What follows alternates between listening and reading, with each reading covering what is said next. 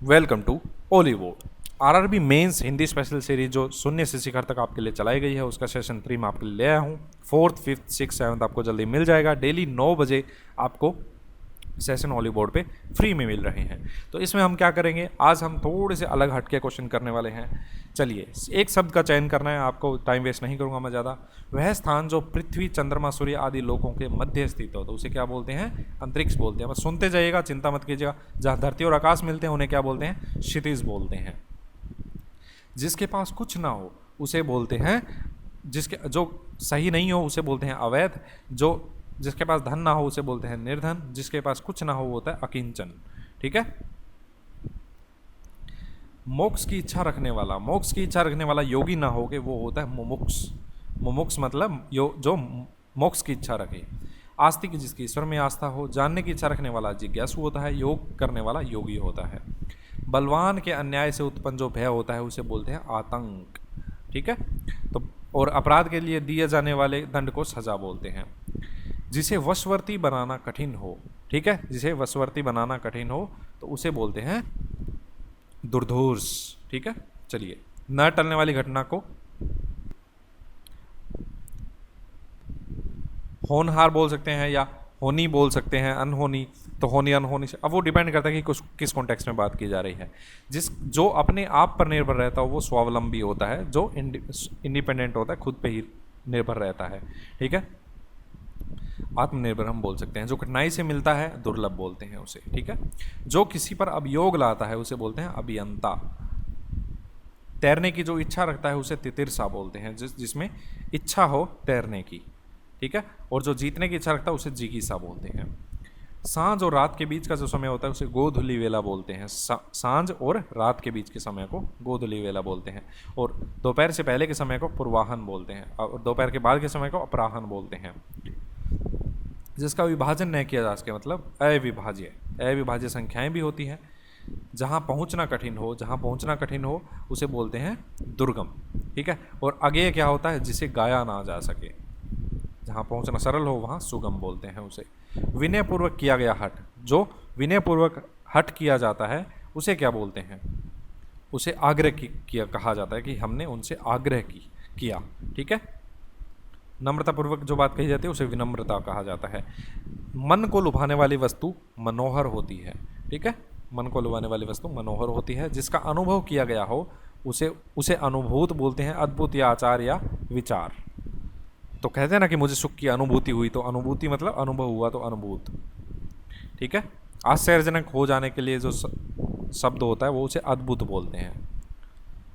जिसका ऋण लिया हो वो होता है ऋणदाता। जिसने ऋण लिया हो उसे ऋणी बोलते हैं। ठीक है।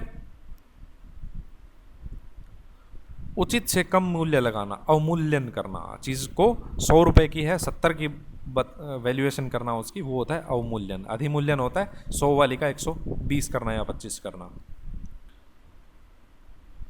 ऋजु शब्द का विलोम शब्द बताइए। ऋजु का मतलब होता है सीधा, तो वक्र का मतलब होता है टेढ़ा, तो इसका विलोम शब्द उल्टा शब्द हुआ वक्र। सामान्य शब्द का विलोम शब्द क्या है? सामान्य का होता है जो नॉर्मल हो वो सामान्य है, तो विशिष्ट होता है इंपॉर्टेंट। मार मारकर हकीम बनाना, जबरदस्ती आगे बढ़ाना। इस लोकोक्ति का अर्थ क्या है? मार मारकर हकीम बनाना का जबरदस्ती आगे बढ़ाना। प्रचंड का पर्यायवाची शब्द क्या है? प्रचंड का जो पर्यायवाची शब्द होता है, प्रचंड का पर्यायवाची पूछा, याद रखिएगा, ना कि विलोम शब्द पूछा है। ठीक है। तो पर्यायवाची होता है आपके जो समान अर्थ रखता हो जो। ठीक है। तो प्रचंड मतलब उग्र। प्रचंड अग्नि जल रही थी तो इसका मतलब उग्र, जो उग्र थी। तो आंसर बनेगा आपका बी। आलोचना करने वाला होता है आलोचक। जो शाकाहारी होता है वो वेज पर्सन की बात की जा रही है। ठीक है। रूपक होता है किसी तरीके से किसी और चीज का रूप में दिखाना, दर्शाना। अभिव्यक्त करना मतलब एक्सप्रेस करना। ठीक है। तो आपका आंसर क्या बनेगा? आलोचक बनेगा, ना कि शाकाहारी।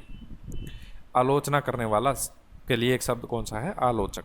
जिसकी समानता ना प्रकट की जा सके, जिसके समान कोई और ना हो। ठीक है। तो वो होता है अनुपम।